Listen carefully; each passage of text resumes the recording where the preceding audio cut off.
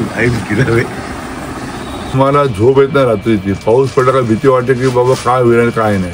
विरार इमारत दुर्घटने प्रकरणानंतर वसई विरार परिसरातील अनेक इमारतींचा प्रश्न आता ऐरणीवर आलेला आहे. ज्या बिल्डिंगला 40 ते 45 वर्ष पूर्ण झालेलं अशा बिल्डिंगला ज्या नोटिसा देण्यात आलेल्या आहेत. आता ही जी इमारत आहे वसई पश्चिमेच्या पांचालनगर परिसरातील आहे आणि ह्या इमारतीला पालिकेने C2ची नोटीस दिलेली आहे.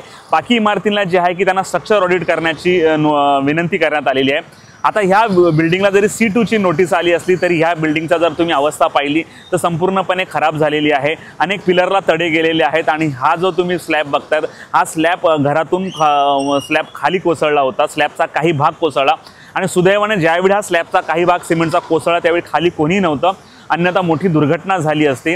परंतु 40 ते 45 वर्षाच्या जुन्या इमारती आहेत वसईला, त्यामुळे अशा लोकांना ज्यांना C1ची नोटीस आलेली आहे पालिकेने आता खाली करायला लावणार आहे.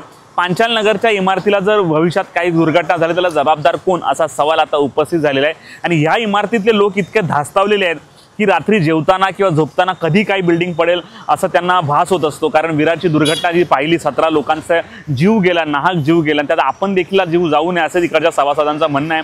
तर दुसरीकडे या इमारतीने पुनर्विकासाचं काम आता अंतिम टप्प्यात असल्याचं सांगितलेलं आहे. परंतु हेच काम पुनर्विकासाचं काम लवकर पूर्ण झालं नाही, लवकर CC आली नाही, बिल्डिंग खाली झाली नाही तर इकडच्या नागरिकांना इकडच्या मेंबर्स लोकांना मोठ्या प्रमाणावर त्रासाचा सामना करावा लागतो. या सोसायटीतल्या सभासदांचं नेमकं म्हणणं काय आपण ऐकूया.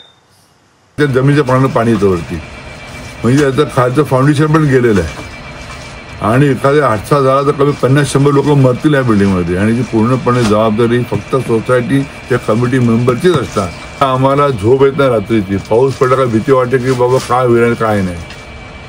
मी स्वतःकडे हात नसला तरी माझं दुकान इकडे आज 40 वर्षामध्ये कपड्याचं दुकान इकडे आज वसई तालुक्यात सगळ्यात मोठं दुकान माझे 4000 फूट जागा माझी स्वतःची आहे. आज उद्या दुसऱ्याचं कोण भरून देणार. फक्त सोसायटी चाललेली ही नारायगिरी याच्यापैकी काम रखडलंय. बाकी आम्ही सगळेजण तयार आहोत, एक मेंबर तयार आहे, फक्त त्यांच्या एकोकडे बाई प्रोजेक्ट अटकलेला आहे. आणि बाय पांचालनगर सोसायटीमध्ये गेल्या 3 ते 5 वर्षापासून अशा प्रत्येक पुष्कळशा विंगमध्ये पुष्कळ फ्लॅटमध्ये असे स्लॅब कोसळत आहेत.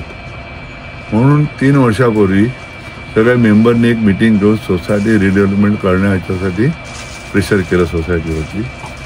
आजची जी सध्याची आमची जी वर्किंग सोसायटी आहे, मेंबर आहेत, कमिटी मेंबर, त्यांचा मनमानी कारभार चालू आहे म्हणून ही परिस्थिती आहे. 3 वर्षापूर्वी आम्ही जेव्हा मिटिंग तेव्हा आम्ही सांगितलं होतं की आपण याचं रिडेव्हलपमेंट टेंडर काढू, चांगल्या बिल्डर लोकांना बोलू आणि काम करू. त्याने इन्सिस्ट केलं की आपण सेल्फ डेव्हलपमेंट करूया. सेल्फ डेव्हलपमेंटला तुम्हाला 100% लोकांची संमती लागते आणि पांचालनगर 240 युनिट आहेत टोटल. 160 फ्लॅट आहेत आणि 84 दुकान असे एवढे आहेत. तर 240 लोकांना तुम्ही कन्सर्न घेणं इज नॉट पॉसिबल. काही लोकांचे मालक गावात राहतात, त्यांच्याकडे रिलेटिव्ह राहत आहेत. हे सगळं टेक्निकली क्लिअर करणं इज व्हेरी डिफिकल्ट. काही लोकांचे लोन घेतले, मॉर्गेज आहेत, बँकेत सील मारलेले आहेत. अशा परिस्थितीत तुम्हाला self development is not possible. एवढा मोठी युनिटला तुम्हाला रिडेव्हलपमेंटसाठीच जावं लागेल. छोटी युनिट असतात. मी स्वतः बिल्डर आहे. 10 फ्लॅट, 15 फ्लॅट, 20 फ्लॅटची सोसायटी असेल तर सेल्फ डेव्हलपमेंट इज पॉसिबल. पण मोठ्या स्केलची बिल्डिंग असेल, मोठी युनिट असेल, 8 विंग 10 विंगची बिल्डिंग, तर नॉट प्रॅक्टिकली पॉसिबल की तुम्ही एवढ्या लोकांना शिफ्टिंग द्याल. सोसायटी पैसे कुठून आणणार. पासिंगला जो खर्च आहे 300-400 फुटाला तो कुठून काढणार. आज त्यांना भाडं द्यायचं युनिट 5 वर्षाचं सोसायटीला कुठून देणार पैसे. तर तुम्ही लोन उभे करणार. लोन कशासाठी तुम्हाला मिळणार. तर ही जागा मॉर्गेज, म्हणजे आमचीच जागा मॉर्गेज करून तुम्ही सोसायटी लोन घेणार. उद्या सोसायटी अर्धवट काम सोडलं तर सगळे दुकान ओनर आणि फ्लॅट ओनर रस्त्यावरती आले ना. सोसायटी कमिटी हातवरती करेल.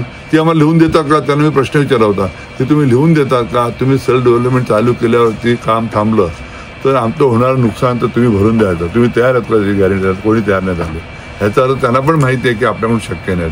आणि सोसायटीचा जी कमिटी आहे त्यांच्यात एकही माणसाला बिल्डिंग न्यायबद्दल काही ज्ञान नाही.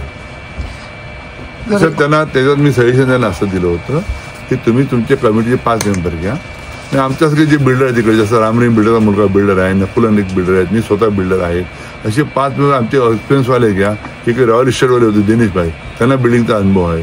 असे 5 नॉलेजवाले 5 लोकांना आम्ही देतो तुम्हाला. तुमचे 5 मेंबर घ्या. आपण 10 जणांची कमिट करू. त्यामार्फत आपण टेंडर कॉल करू. हो, त्यांनी आमचं ऐकलं नाही. 3 वर्ष असंच टाइमपास करा. त्याच्यात 25 फ्लॅटमध्ये असे स्लॅब कोसळले. तुमच्याकडे एकच प्रकरण आलं. माझ्या स्वतःच्या 2 फ्लॅटमध्ये माझ्या ऑफिसमध्ये फर्स्ट फ्लोअरला आणि सेकंड फ्लोअरच्या माझ्या टेलरिंग कारखान्यामध्ये स्लॅब पडले. जर काही झाला याच्या जबाबदार कोण असेल? आज जर सोसायटी काय मोठा हादसा होऊ नये, देवाच्या कृपेने होऊ नये अशी इच्छा आहे. पण काय झाल्यास पूर्णपणे सोसायटी कमिटी जबाबदार राहील. कारण त्यांना माहिती आहे सोसायटी परिस्थिती काय आहे. फक्त एकेखोरी पायी स्वतःच्या मतलबापायी त्यांनी रिडेव्हलपमेंट थांबवलंय. नुसती नाटकं करतात. त्यांना आम्ही सजेशन दिलं 10ची कमिटी करू, त्यांनी केलं. 3 मिटिंग पण झाल्या आमच्या 10च्या युनिट आमच्या कमिटीच्या. नंतर त्यांनी परत ते कॅन्सल केलं आणि स्वतःच बघायला लागले. पालिकेने कुठली नोटीस दिली तुम्हाला? पालिकेने आम्हाला C2ची नोटीस दिलेली आहे. तुम्ही रिपेअरिंग करा आणि रिस्ट्रक्चर करा. तुम्हाला काय वाटतं ते C2ची नोटीस बरोबर आहे? कारण बिल्डिंगची व्यवस्था तर माझ्या हिशोबाने बिल्डिंगला 50 वर्ष झालेली आहेत. तसं आहे. आणि त्यावेळेला कसं होतं, त्यावेळेला परमिशन काय तरी ग्राउंड प्लस 2ची काय होती परमिशन. नंतर त्यावेळेला बिल्डर जो होता इकडे त्यावेळेला ग्रामपंचायतच्या वेळेला तर त्याने ते मॅन्युप्युलेट 4 मधले इलेगल ठोकले, 2 मधले. त्यामुळे ते स्ट्रेंथ असा 2 मध्ये ठोकले.